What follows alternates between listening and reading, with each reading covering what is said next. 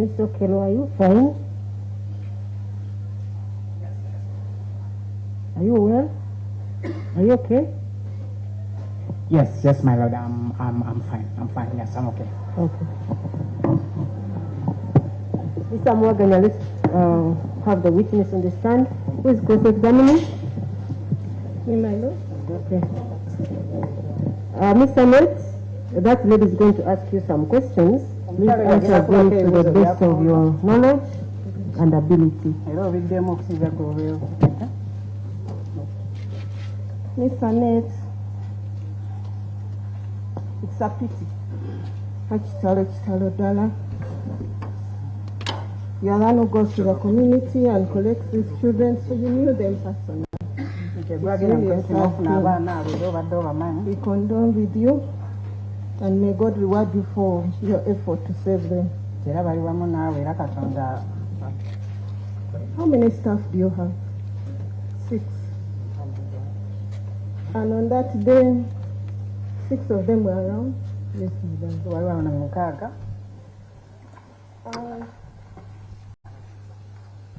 How long did this whole incident take?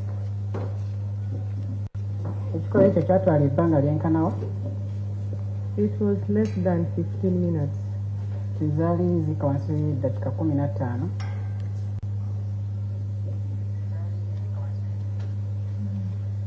And you said you were called and you made a statement. Yes. You did make a statement. Yeah. If look, apart from there, you said you called, you made an alarm as you ran towards where the guards were. Corner. Was there anyone there? Yes. Who was there? There was a female one, a female guard, but Moses was also just coming from down here. Okay.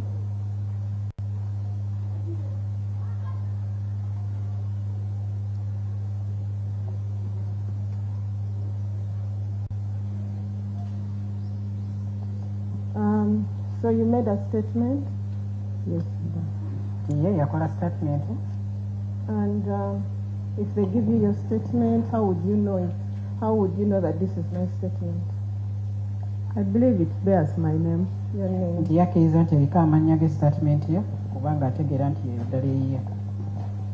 Okay.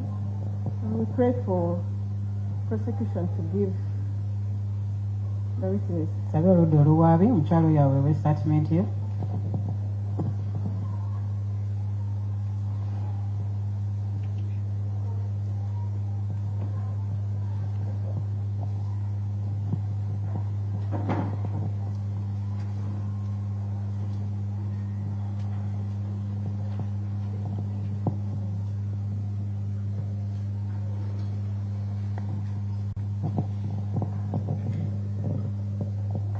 As we are still checking, does the school have CCTV cameras?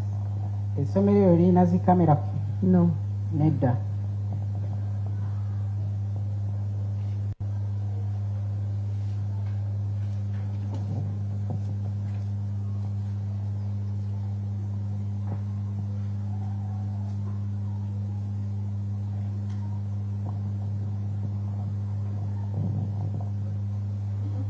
Was this statement read back to you? Statement here over them never give some madam.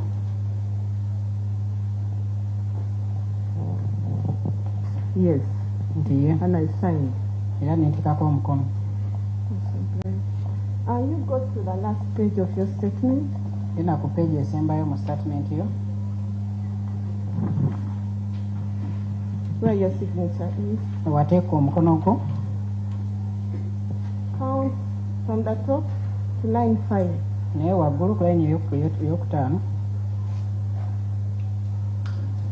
You've gotten there? Yes. Read the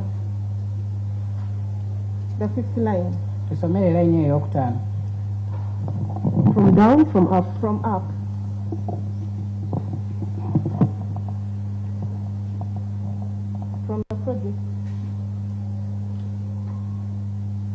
it reads, the project doesn't have any security guard or any CCTV cameras. Since the client... No, that's all. The project terinawo security guard yenna oba ne camera zennyini ziba zikuuma ekiseera. My Lord, I prefer to send in this statement.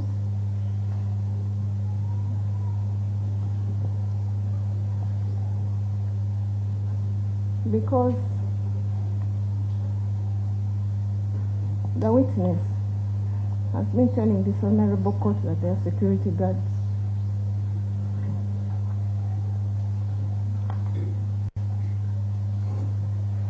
Can I say something? No? Let it written that way.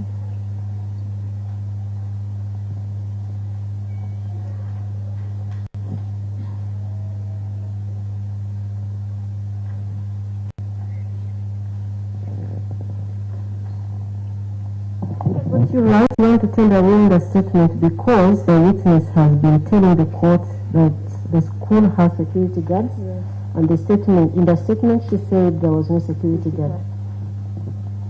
Lawyer yasabye statement eweebweyo mu kooti kubanga ye mu bujulizi bwe wano mu kooti abadde agamba nti essomero libadde lirina security guard naye ye mu statement ye gye yawaayo mubaddemu birala nga yagamba nti essomero lyali teririna security guard.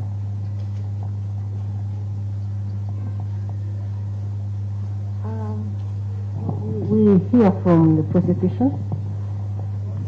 My Lord, we have no objection to the tendering of the statement. Era oludda olwabwe teruwakanyiza okusaba okwo kubeera ng'ekiwandiiko ekyo kiweebwayo.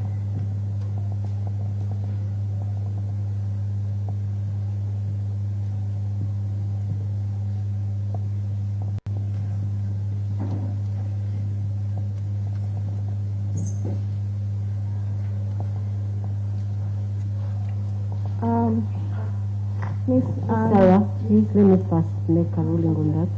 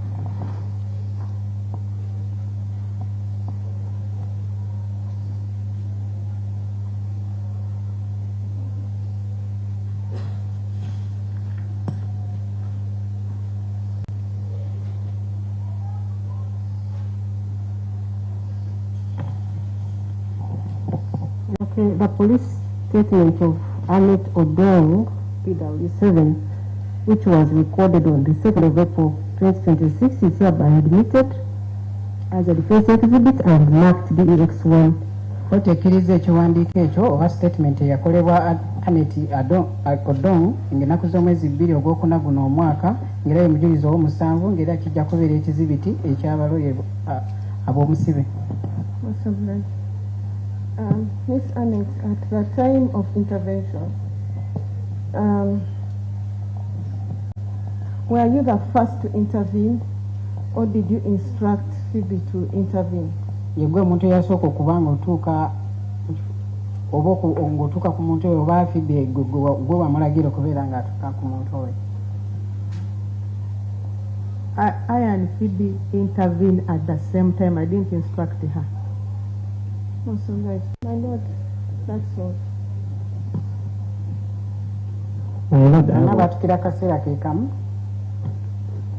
Some questions? Yes, my Which lord. is okay. Go ahead.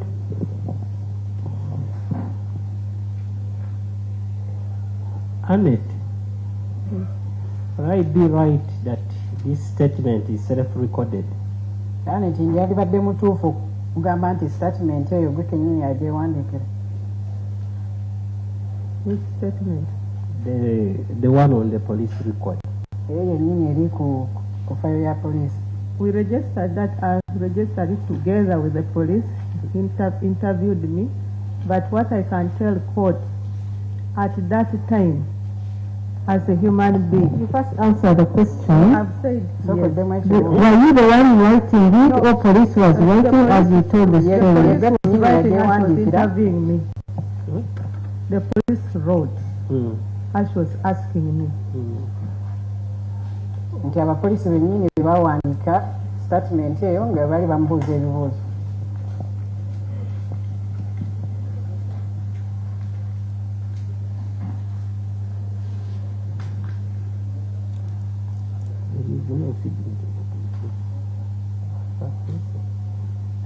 Are you aware that there is no name or signature of a police officer? Okimanyi nti tekuliko yadde n'erinnya oba omukono gw'omusirikale oyo oba omusirikale yenna? I don't know. Sikimanyi ekyo. I'm not aware. My lord, I pray that the statement be taken back to her. Asabe statement eyo ebeere ng'emuddizibwa.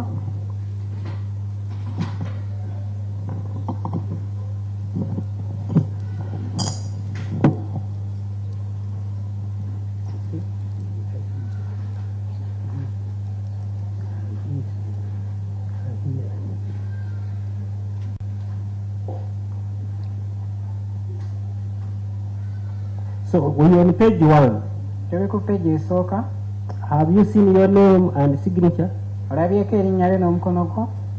Yes. Is there another signature or name of another person? Kuliko erinnya ly'omuntu omulala oba ne we yateeka omukono gwe? Go to page 2. Ku page, genda ku page ey'okubiri.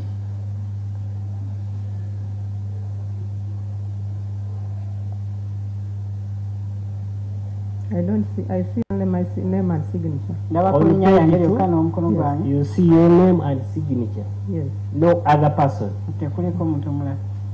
You go to page 3. Ngende ku page ey'okusatu. Do you see your name? Olabako erinnya lyo? Yes, sir. But, and signature? Ne wateeka omukono gwo? And nobody else. Nteku. We got the last page. Ngende ku page esembayo. On the side of your statement, do you see your name and signature? Olabako erinnya lyo ne wateeka omukono gwo? The last statement, the last line of the statement. Layini esembayo wansi. Do you see your name and signature? Olabako erinnya lyo ne wateeka omukono nti ye. So you confirm it is self-recorded. Kitegeeza okakasa nti gwe kennyini obeera bagyewandiika. I was doing what the police was telling me to do. Nali nkola ebyo poliisi bye yali ngamba okuba nga nkola. So it's you recorded. No, she told me after she recorded to sign. Yangamba yamala ogiwandiika nteekeko omukono gwange.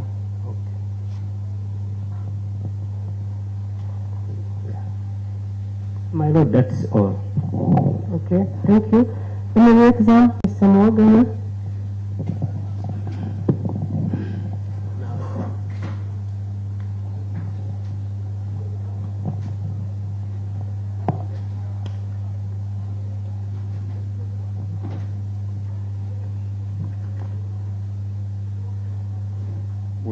We want you to clarify one thing. Twagala otangaazeemu ekintu kimu.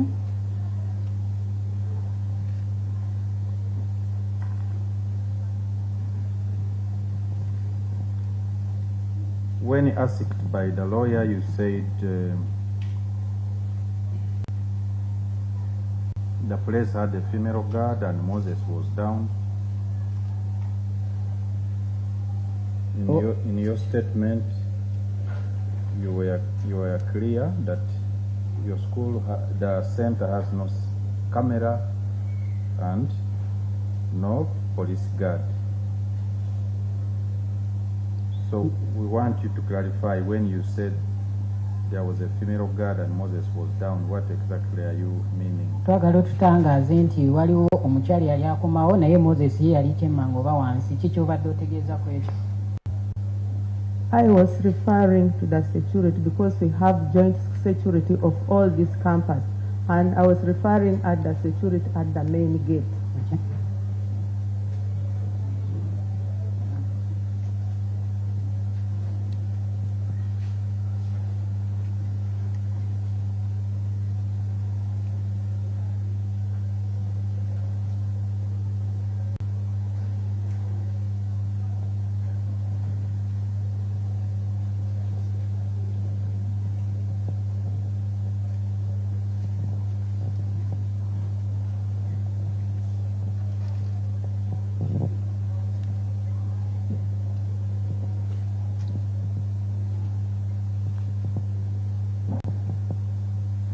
Lord, that is all. Thank you, and Mr. Nick, thank you so much for coming to testify, and we sincerely condole with you upon losing these babies. You can please step down.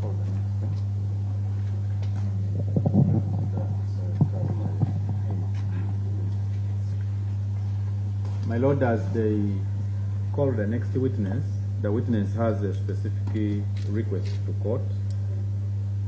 He is a member of the public, and by virtue of his job, he does not want his image covered and published. So we are requesting court to be pleased to instruct all cameras to be down and for the witness not to be covered and published. Let me put your question down. What are you saying? I need to record you. Okay. My Lord, the next witness is a member. Can he hold on, please? Is a member of the public.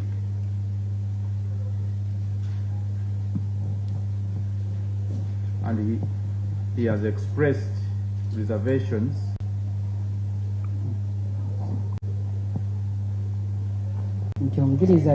for his image being published in the press, as he believes it will affect his occupation, it will affect him in his business. And expose him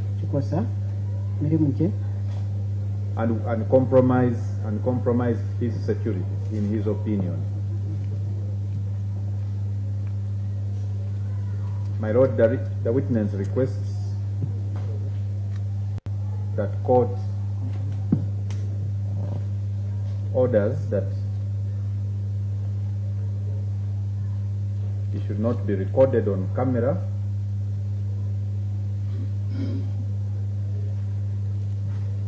and that his image should not be published by any person.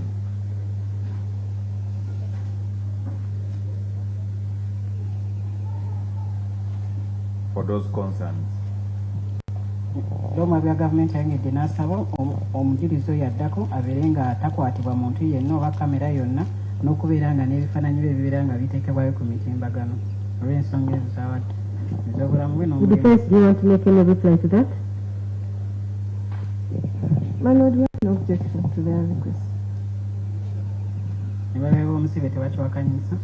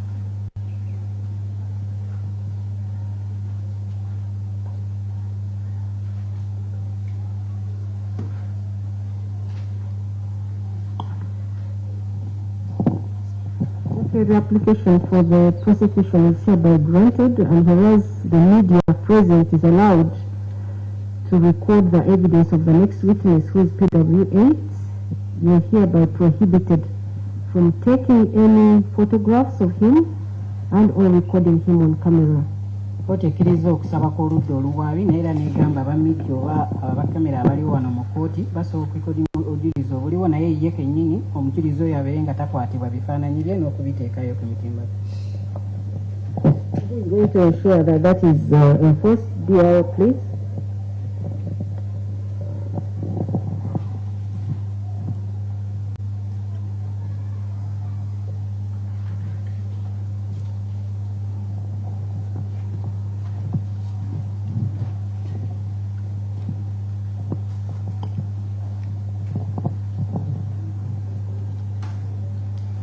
We request court orderlies, all these people with the cameras, they can go the other side, they hear, but they don't capture. Because we cannot say that they have switched off. We don't know whether they have switched off or not. So let them assemble there. They can hear audio, but they don't take pictures. And please, if you take a picture, it means you are committing a crime here. So don't. And your camera or your phone can easily be traced. Thank you.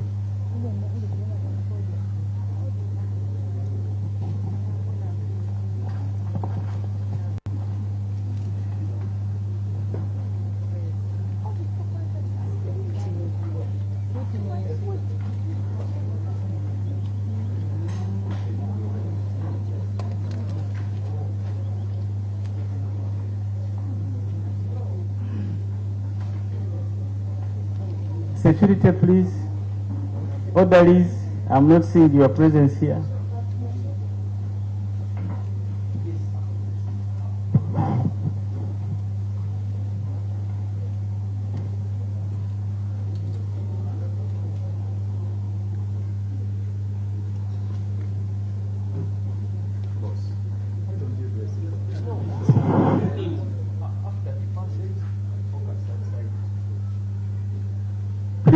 Please, orderlies, enforce the court order.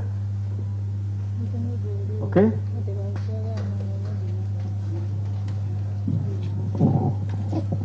Let's have the witness. Omujulizi oyo ajje wano mu kkooti.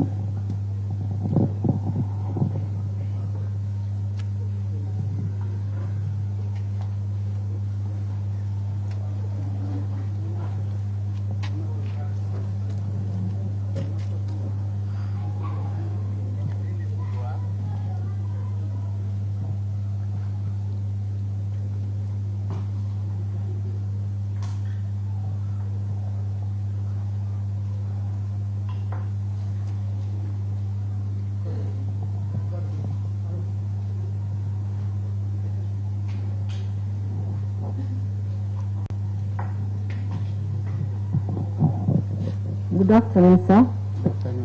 Good afternoon. Will you speak through the microphone?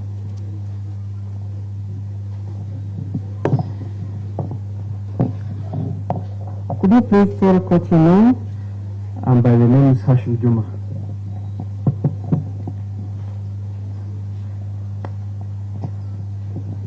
How old are you? 33 years old. What's your religion? Religion? Christian, I converted. Okay. Yeah. You are going to swear and answer some questions. Okay. You prefer speaking in Uganda, my lord?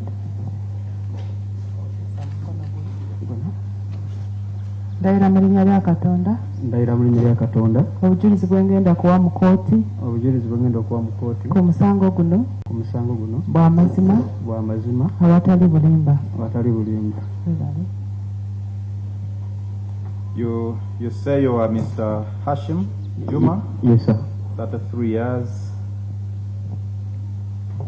What do you, Yagambye Hashim Juma ng'era alina emyaka 33. where do you live? Olulawa Namasuba Ndejje. abeera Namasuba Ndejje. I stay Namasuba Ndejje.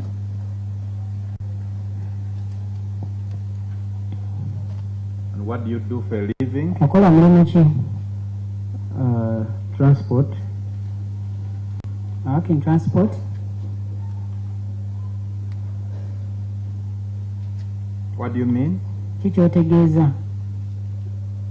Car rental. Motoka ze bapangisa. Is this by an individual or It's a company. which company? Ng'era akolera company. Trip Car Rental Uganda.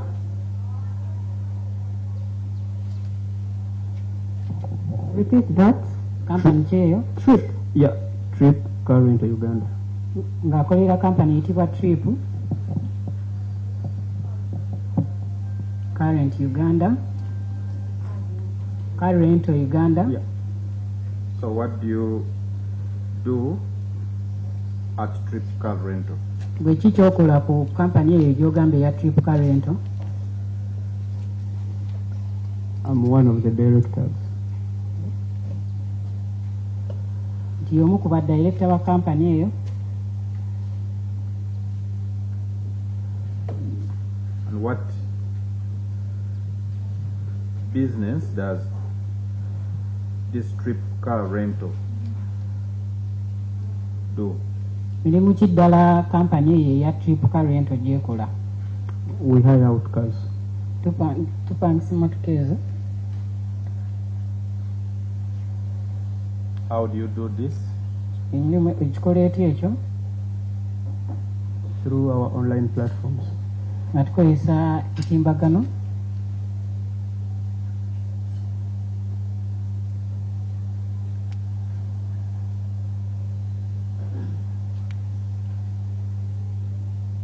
Do you know the accused person? Omanyi omwami oyo avunaanibwa kuno mu kooti? Yes, I do. Ye mumanyi?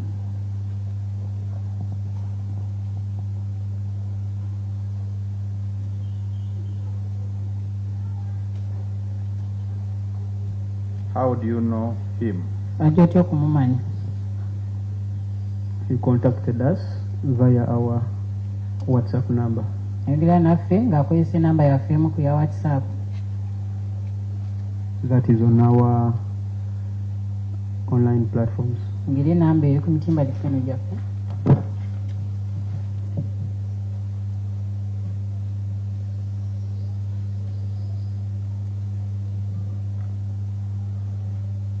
When did he contact you? Eddi we yayogera nammwe?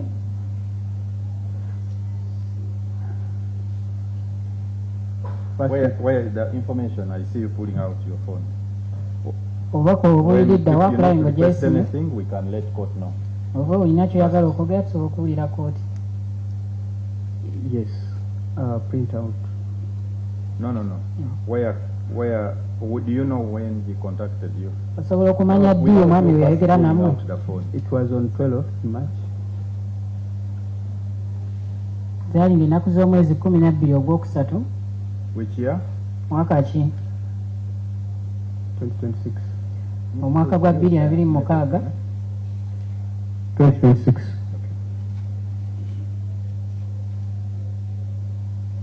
Yes, so what happened on 12th March 2026? Kyo kyatuukawo ng'ennaku z'omwezi ezo 12 ogwokusatu guno omwaka gwa 2026. He was inquiring about our services. Yali atwebuuzaako ku nkola yaffe.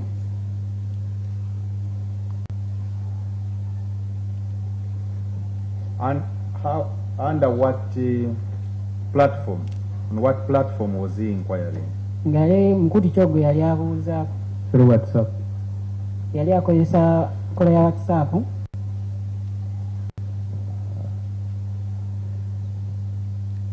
And what was the inquiry about? Ng'era kyekyo kye yali ayeebuuzaako. Hiring a car from us. Yali ayagala kubeera ng'apangisa emmotoka ku ffe.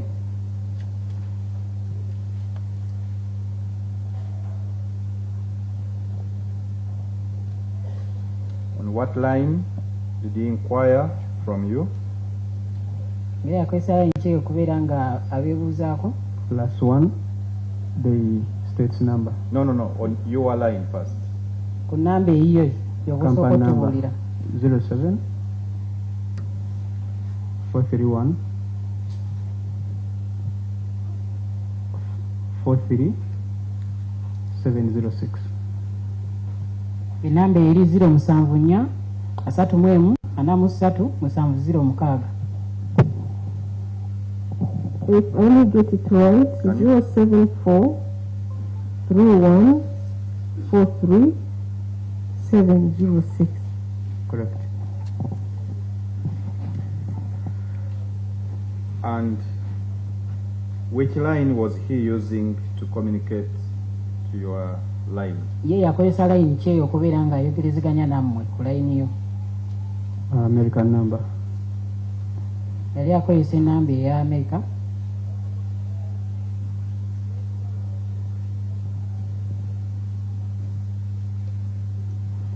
Are you in position to give it to court? Yes. So okubeera ng'ojjayo mu kooti nti ye? Where is it? Eriridde wa? Here on my phone. It's on your phone? Yes. Okay. You can read it from your phone. Nsobola ogisoma? +1 571 32 82 40 9. Eri star emu 5 7 emu. You didn't say star. You said plus. Eri plus emu 5 7 emu 3 2 8 4 0 9. And Mr. Juma, does this conversation, was this conversation stored on your platform? Ebyo mwayogera byasigalako ku mukutu ogwo gw'oyogeddeko? Yes. Nti ye.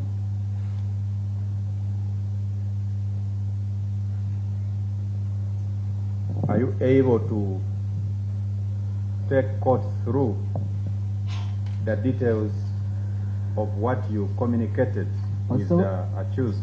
Osobola okuyitiramu kkooti ebyo ddala ebyo byennyini bye wayogera n'omwami oyo avunaanibwa omusa? Yes, I can. Tiye. Rhoda, I still pray that witness be allowed to walk court through the said conversation on his phone. Olwaye lusabye kkooti eno kkiriza omwami okusobola okuyitiramu kkooti ebyo byennyini byayogedde biri ku ssimu.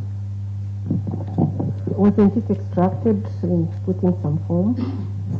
My lord, it was extracted in a forensic report, and unfortunately it will be traversed when the forensic expert appears. Do you have the report? Yes, my lord. My proposal would be that he reads what is in the report. Great. Yasoma ebyo ebiva mu alipoota.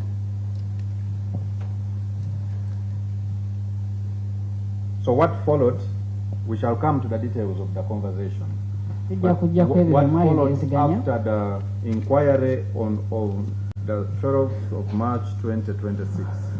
Kyekyaddira omwami oyo yakolezaako ku nnaku z'omwezi ezo nga 12 Ogwokusatu mu mwaka. You asking me, sir? Yes, I'm with you. Okay.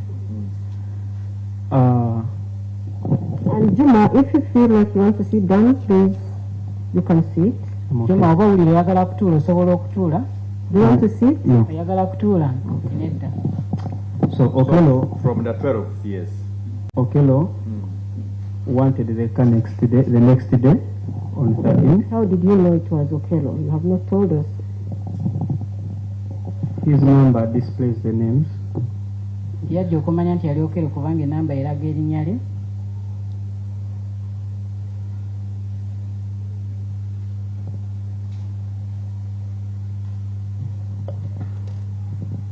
You say he wanted the car the next day. Yes. agambye nti yali yeetaga emmotoka eyo olunaku lwaludda. Nti ye What? Yes, please go ahead. When I say yes, I want you to go ahead. weeyongereyo ng'onnyonnyola. He won the car the next day, on 13th. Yali ayagala emmotoka eyo olunaku lwaliruddako lunaku z'omwezi nga 13. 13th of Ogwa ddi? March Ogwokusatu. which year? Complete. Mwaka ki? 2026. Mwaka gwa 2026. Okay. But he did not confirm with us. Naye teyakakasa naffe.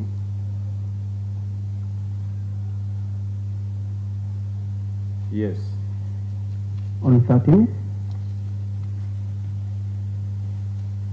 ng'ennaku z'omwezi nga 13. he called 13th, please speak for the record. Complete the month and the year. Naye ennaku z'omwezi on 13th March 2026. ennaku z'omwezi 13 ogwokusatu mwaka gwa 2026. He called me yankubira. Yes.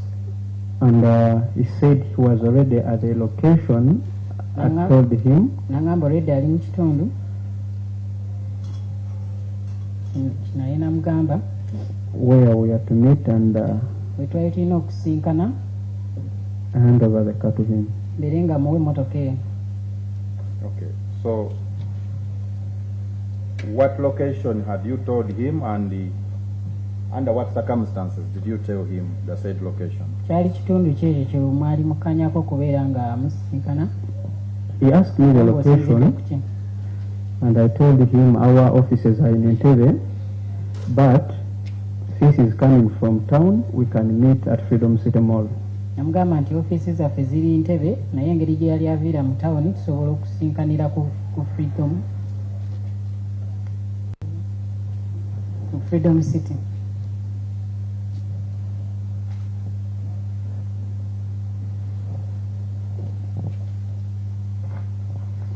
And you say he called you to make this inquiry. Using what medium did he call you? Yali akozesa mukutu ki okubeera nga akkubira? I can't recall, but he used to use his WhatsApp number, Nsobola kujjukira naye yali but nga akozesa nnyo sometimes his WhatsApp MTN number.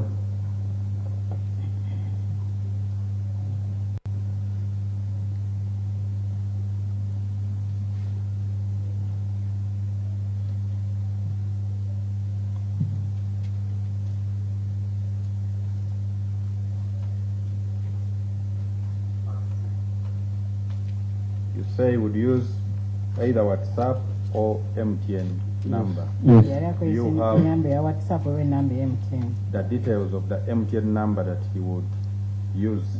Olina enamba eya MTN gye yalinga akozesa? Yes, I do. Nti ye. What number is it? Namba ki eyo?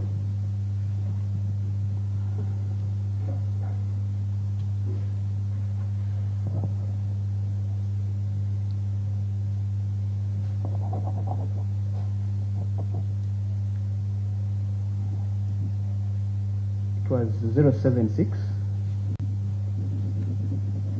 95 82 620.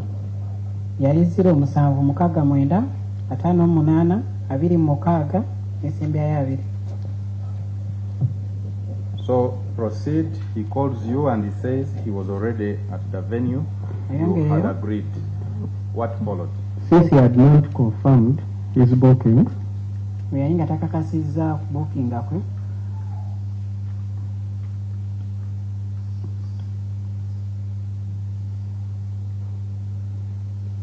by that time I was not expecting him. era mu kiseera ekyo nali simusuubira. Then I told him to wait for me Era ne mugamba nninde to go and collect the car where it parks nsobole okufuna emmotoka eyo bwe yali epaakinze and take it to him. mbere nga ngimutwalira.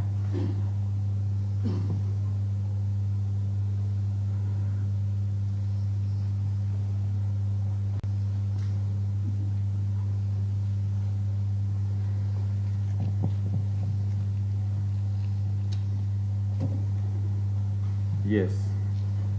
By the time I reached the place, ekiseera we natuuka mu kifo ekyo Okello had left. Okello yali already yagenze. I tried calling him. Nengezaako mukubira He was not picking. nga takwata.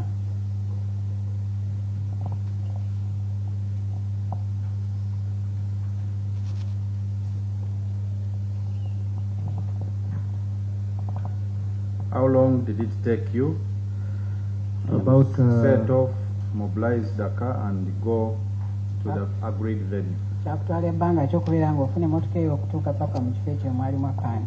about 40 minutes. Kyamutwala ebbanga lya ddakiika nga 4.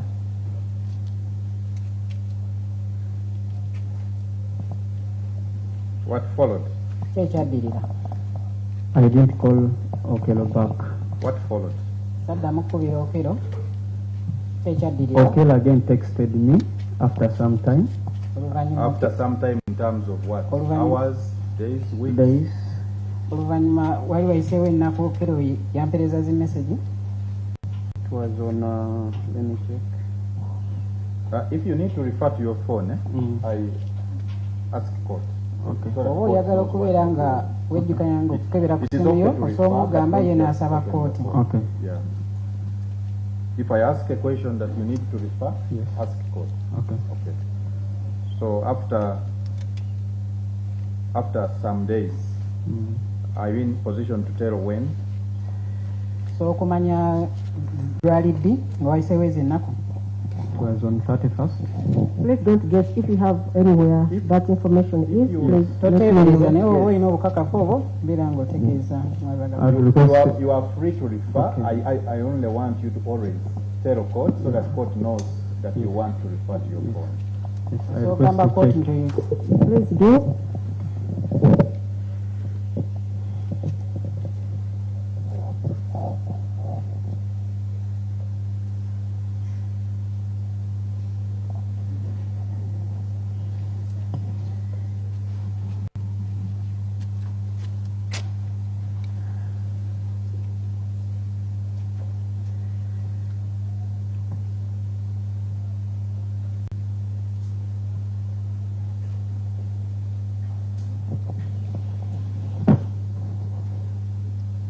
When? I'm checking, please.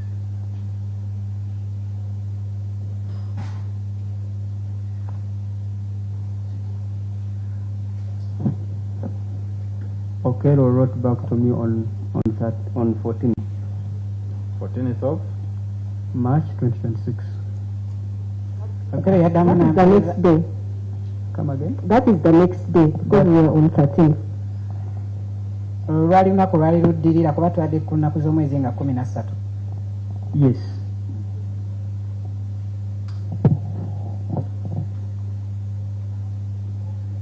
So he wrote to you saying what? Yakwanikira ng'agamba ki? He wrote to me saying he was rushing somewhere, he couldn't wait. Nti yali apapa ng'alina w'alaga ng'era yali tasobola kuba ng'alinda. Yes. And he went further and told me he would like to rent again a car on next week. Era The next week. nayongera n'agamba nti yandiyagadde okuba ng'apangisa emmotoka wiiki ebeereddako.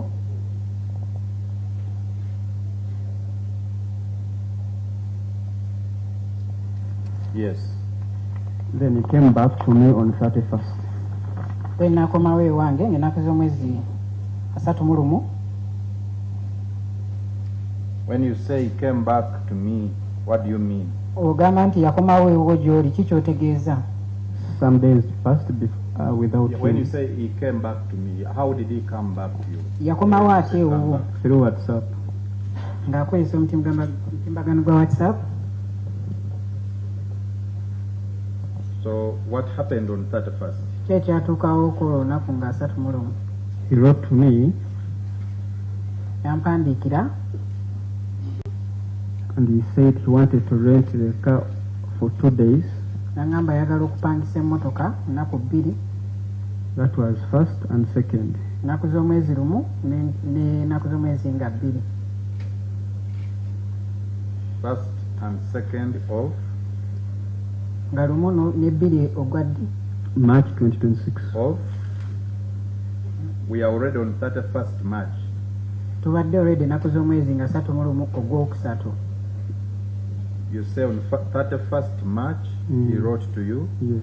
asking for the car for 2 days, Yes. 1st and 2nd of April. April. abadde ategeeza olunaku olw'omwezi nga lumu n'olwokubiri omwezi ogwokuna. Yes, he wrote to you. And he said he wanted the car the next day. N'agamba nti abadde ayagala emmotoka olunaku oluddako.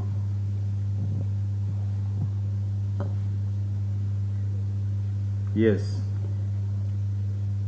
Since we had programs the next day, Olw'ensonga nti twali wedde tulina puroguramu era olunaku olwaddirira I suggested to Okello that we are going to deliver the car to him that evening. emisana nemugamba nti emmotoka tujja kuba tugimuleetera olunaku olwo The ekawungeezi evening of when? 31st March. olw'ennaku z'omwezi nga 31 ogwokusatu.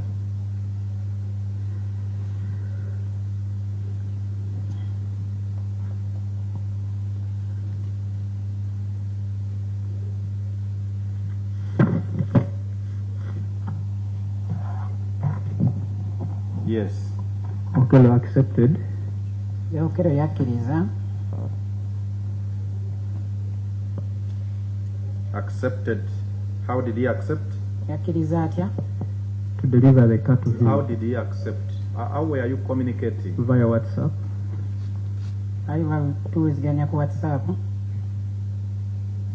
Yes. When he accepted, he went further and gave me the directions to his, yongerayo n'ampa endagiriro to his location. Ye we yali.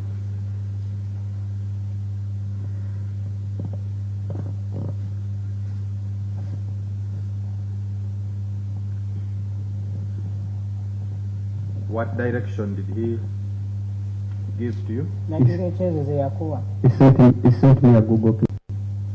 Yampeereza pin ya Google.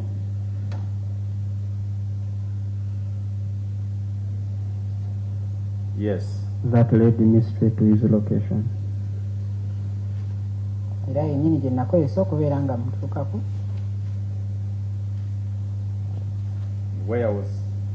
Where did that Google pin lead you to?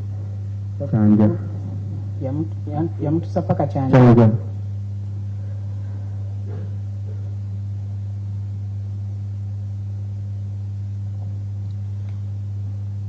So what followed? What happened when you reached Chanja? I called him when I was at the gate and he opened for me.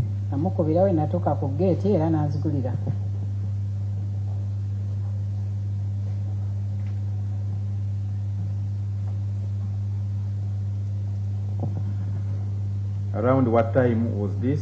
On the 31st? It was around 8. 8 what? PM. Morning, evening? PM.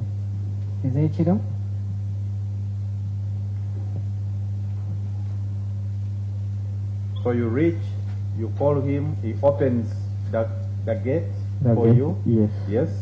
What followed?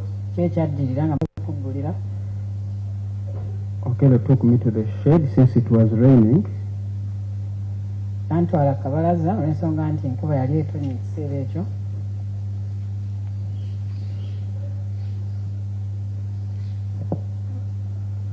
Yes.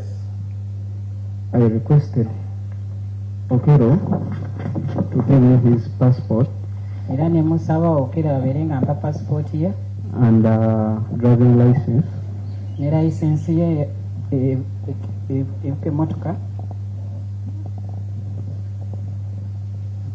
I took photos of both the passport and driving license.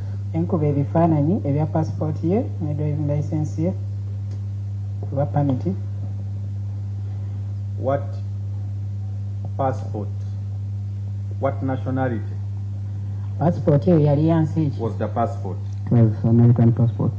Passport yali yansi ya America. About the driving permit? Ate driving permit. American driving license. era nayo yali yansi yemu ey'Amerika.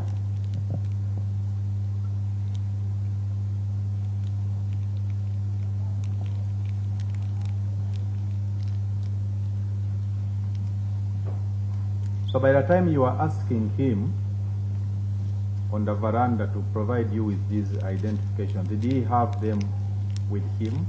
Mu kaseera kwe wali mubuuza nga muli kabalaza ebiseera yali ebintu ebibandike byabirina bye wamusaba? Okello yabireeta. No. Did he have them at the time Yes. you're requiring? Yes, he had the documents. Ye yali abirina.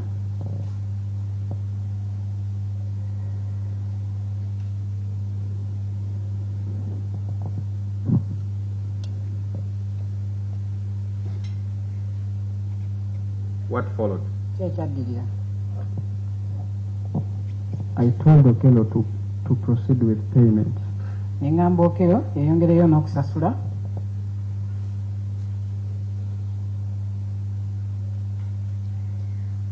Yes. Okello used his phone Okello yakozesa simu ye and transferred to my phone number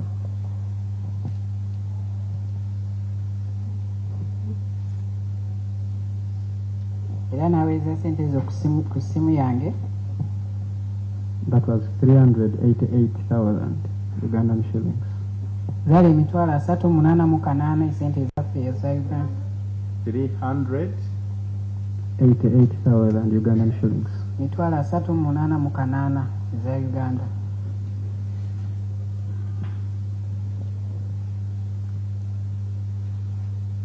What was this money meant for? Sente ezo zaali zaaki? It was for car hire for 2 days. Sente ezo zaali za kupangisa mmotoka ennaku 2.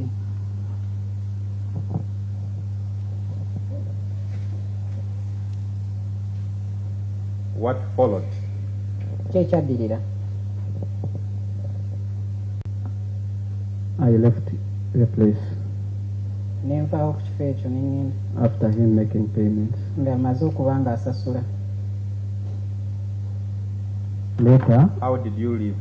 Wavaawo otya? Using what means?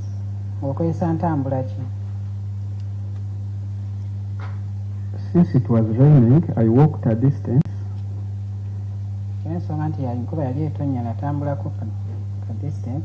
Then I got a boda Mala ne nfuna boda which took me to a tax point. yamala ne ntuusa we nali taxi we zibeera. Then I got a tax back to Kampala. Emmala ne ninya taxi okomawo e Kampala. And where did you leave the car? Emmotoka yo wagirekawa? I left it in the gate. Emmotoka eyo nagireka mu gate.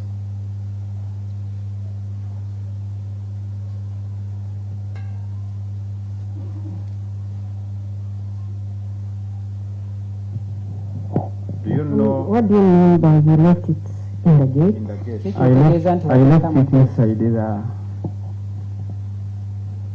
how would I call it? You can use vernacular. Nagireka mu kikomera. I left it inside the fence. Under whose custody? Under whose care? Under Okello's custody. Ng'era Okello yennyini yali agivunaanyizibwako.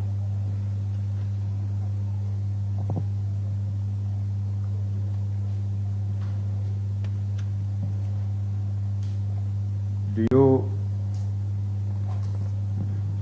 remember the registration number of that particular car that you left? Ojjukira enamba y'emmotoka eyo gye walekayo?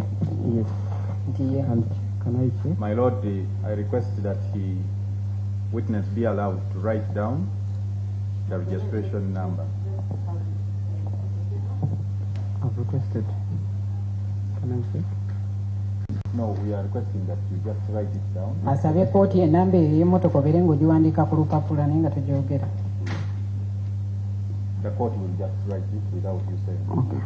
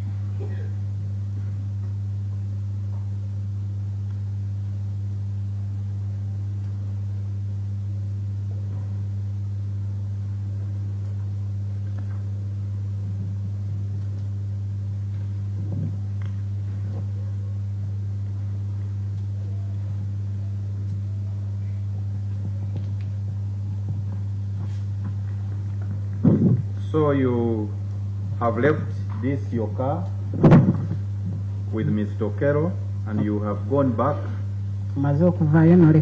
using those means. What followed? Okello called me that very night, asking for the keys.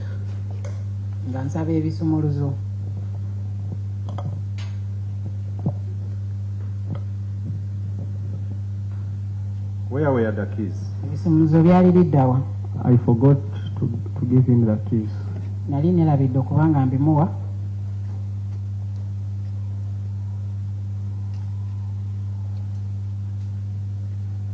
Yes. Then I told Okello that I cannot come back, but I'll give the keys to my border guy.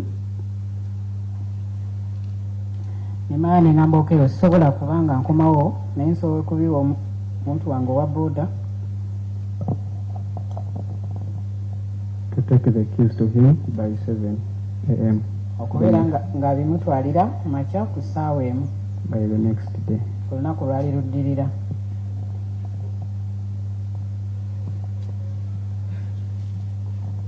Yes. What followed? My border guy took the cars to Okello that very morning.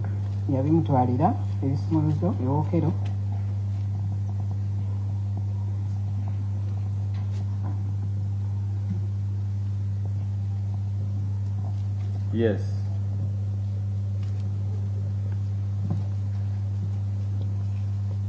On 1st April 2026,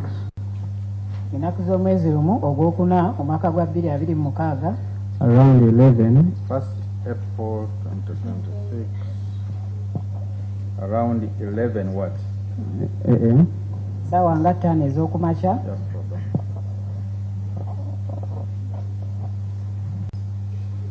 11 a.m. What followed? Okello called me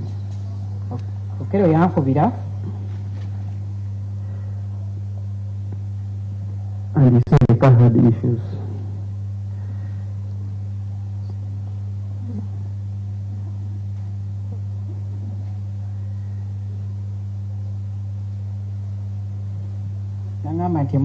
Yes. Then I told him to direct us where he is so that I can send there the mechanic to check what was the problem.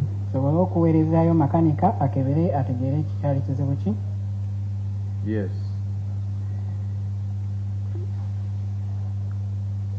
Okello directed us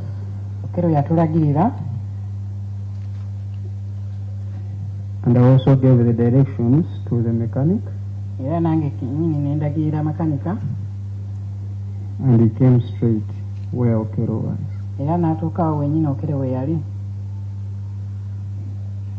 Where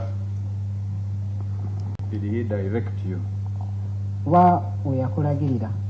He directed me to a school in Bunga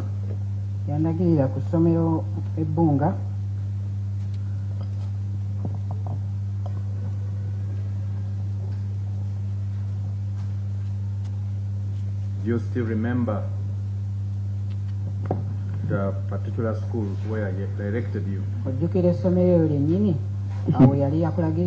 He did give me the name of the school, but he gave me someone at school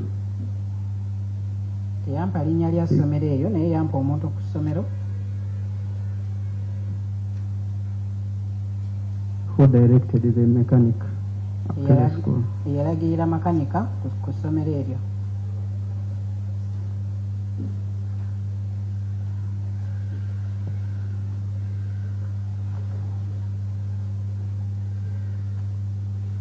What followed? The mechanic reached the school. How did you know the mechanic reached the school? He called me, the mechanic called me.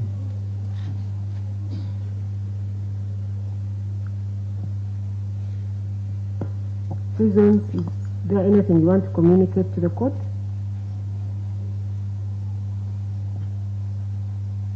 I'm asking you, I saw you having a conversation with Mr. Okello. I want to know whether there is anything you want to communicate. I allowed no serious communication. I was just informing him that he is free to stand when he is tired of sitting, and likewise the same. Okay.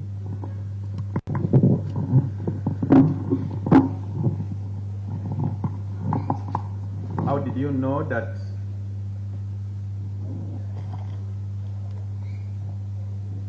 the mechanic got where Okello was? Wajja otya okumanya nti makanika yatuuka awo Okello we yali? The mechanic called me, giving me the report Makanika yankubira nga mpa alipoota about the car. ekwatagana ku mmotoka.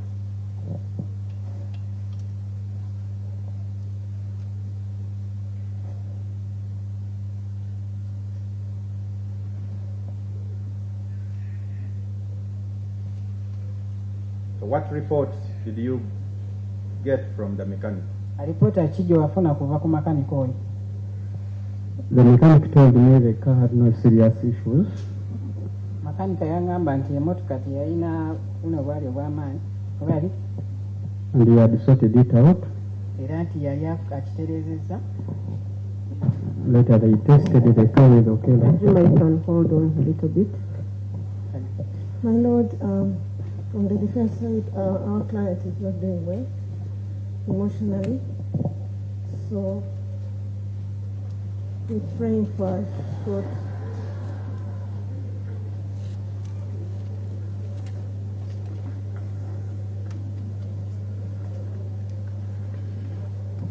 break so that the doctor can come and clarify.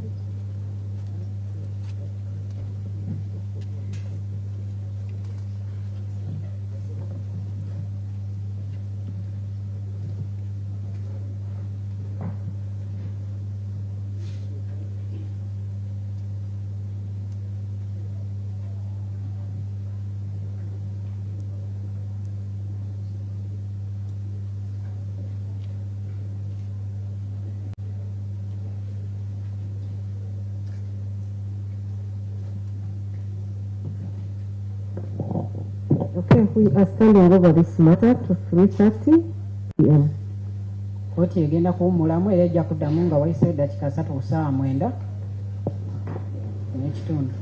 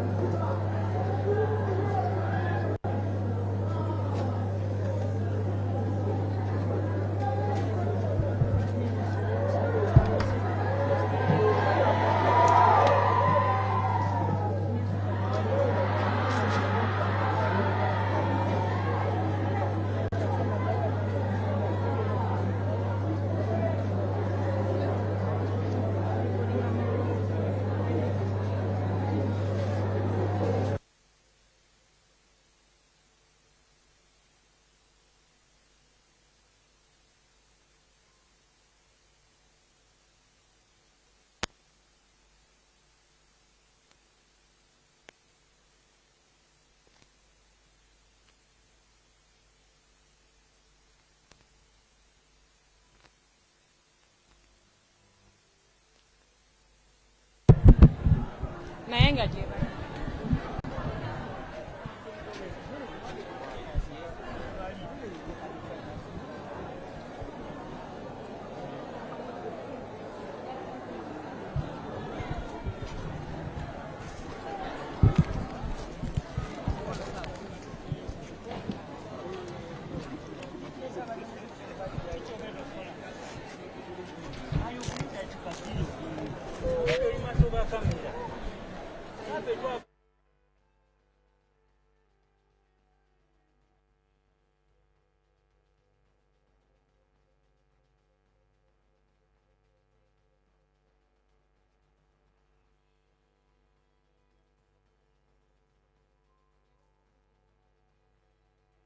Ggaba ku Ggaba Early Childhood Development Center awali omusango oguvunaanibwa omwami Okello Christopher ng'ono agambibwa okutta abaana bana.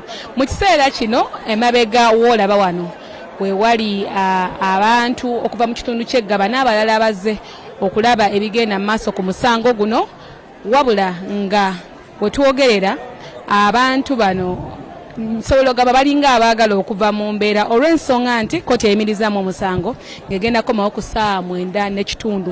Obuzibu bwe buvudde nga kkooti ebadde kyagenda maaso n'okuwuliriza omujulizi ow'omunaana bamuyita Juma Ashim ng'ono yali akola ku nsonga eza bano aba hiring emmotoka abawa abantu emmotoka okubeera nga bazivuga. Agamba nti yawa mwami Okello emmotoka nga ava mu bitundu by'Entebbe abeere ng'agikozesa okubeera nga agitambuliramu, naye wakati ng'akyanyumiza kkooti byonna ebyaliwo ngeri ki gye yafunamu emmotoka gye yakwatamu emmotoka yaabwe nga bo kampuni okugijja Entebbe okugituusa Okello we yali abeera mu bitundu by'e Nakawa. Agamba nti mukulu Okello babadde bakyanyumya biki engeri gye yafunamu emmotoka n'ebiringa ebyo, naye nga omwami omuvunaanwa alabise nga tali mu mbeera nnungi. Abali tali mu mbeera nnungi kkooti ebadde egenda maaso kubanga baatuganye omukwata ebifaananyi obutereevu abadde awo obujulizi, naye kkooti ebadde egenda maaso nga ebawa obujulizi nga agezaako waseka alinga akaaba n'ebiringa ebyo, naye kati omulamuzi oludda oluvunaanwa bannamateeka b'Okello ne bagamba nti ayinza obba nga ayina ekitali kituufu oba nga yeetaaga okufunamuko ku musawo asooka amukebere, wadde nga bayise omusawo amukebere tebalese musawo amukebera.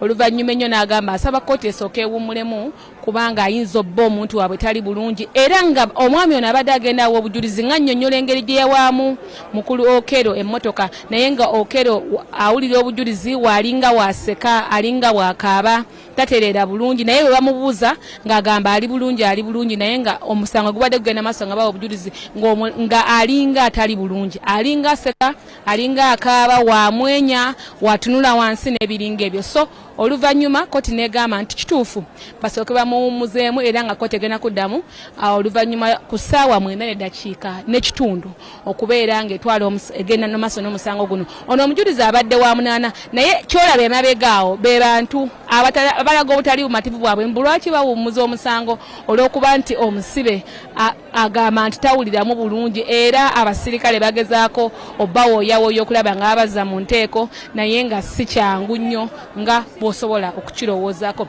Awamu n'ensonga ezo wammanga abo boolaba be basirikale kyensobola okubuulira nti abasirikale bano ebyokwerinda tebiri byokka wano ku lukalu, naye ne ku mazzi kwebiri okukuuma okulaba ng'omusango guno gutambula bulungi nga tewali kuteteganyezebwa kwonna. Security yeeri gguluggulu, okuli ab'amagye, okuli ab'ekitongole ky'emakomera, okuli ab'ekitongole kya poliisi ko n'abantu abo. Tujja batukuwa ebikyagenda maaso mu musango guno nga tuviira ano Ggaba gye bategese ekkooti enjawufumuko ewuliriza omusango gwa Okello Christopher ng'ono agambibwa okutta abaana bana ku ssomero lya Ggaba Early Childhood Development Center ng'ennaku z'omwezi 2 omwezi ogwokuna omwaka guno gwennyini gwe tulimu. Tuli wano ne ttiimu nnene nnyo, okuli mukulu Jatindi, okuli mukulu Bernard, nange Deborah Namamone nga tukuweereza. Osobola otulaba ku mikutu gyaffe egy'enjawulo YouTube n'ebirala nga tukuweereza.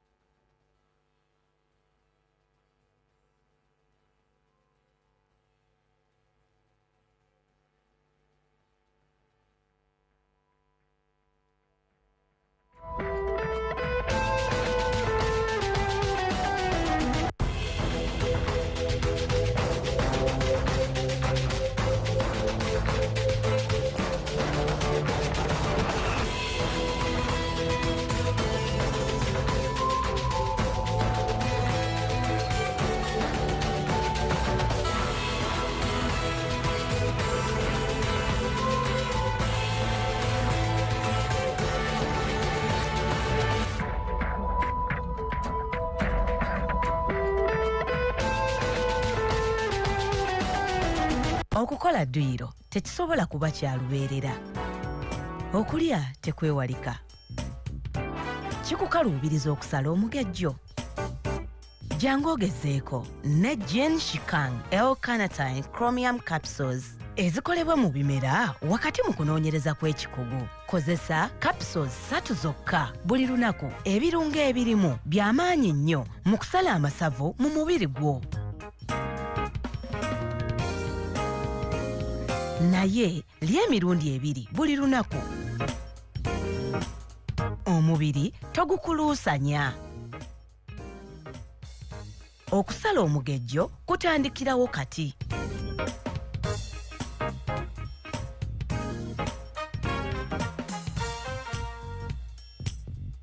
Gene Shikang L-carnitine chromium capsules zikuyambako okusigaza omubiri ogweyagaza. Goberera endagiriro n'okuwabulwa kw'abasawo ng'okozesa capsules zino. Okumanya ebisingawo tukyalire ku www.hgo.com